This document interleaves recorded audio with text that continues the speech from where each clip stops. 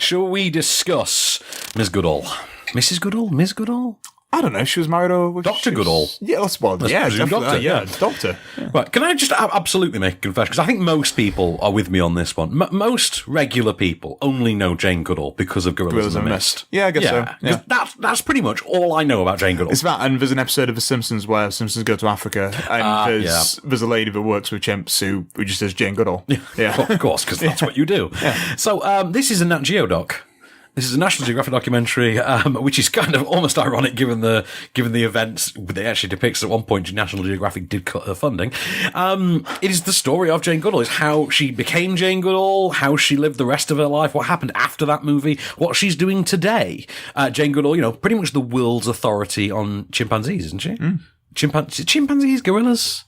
What's the actual? Because obviously it's gorillas in the mix, so you assume gorillas. But are they chimps? Are they apes? I don't know. I never know the distinction. I'm really terrible. Yeah, I'm really terrible with the distinction. But yeah, so it is a complete biographical documentary. Here is a clip. The more I learned, the more I realized how like us they were. Truth is stranger than fiction, and fiction can be transformed into prophecy. Here we have a perfect example of that evolution. Jane Goodall, tall, blonde and beautiful. Living with the chimpanzees in the wilds of Africa. Were you ever really very frightened?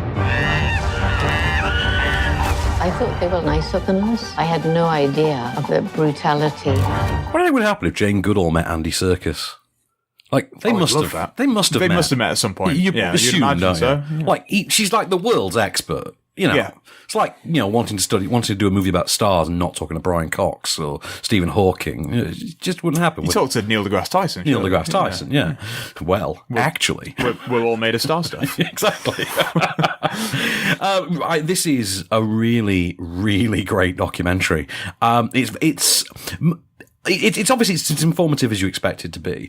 It's a lot more moving than you'd think though as well. And, just the way in which because there's a lot of lost footage in there that's been brought in. There's a lot of sort of up to date footage. There's a lot of talking head footage. It's a very traditional documentary in terms of how it's staged.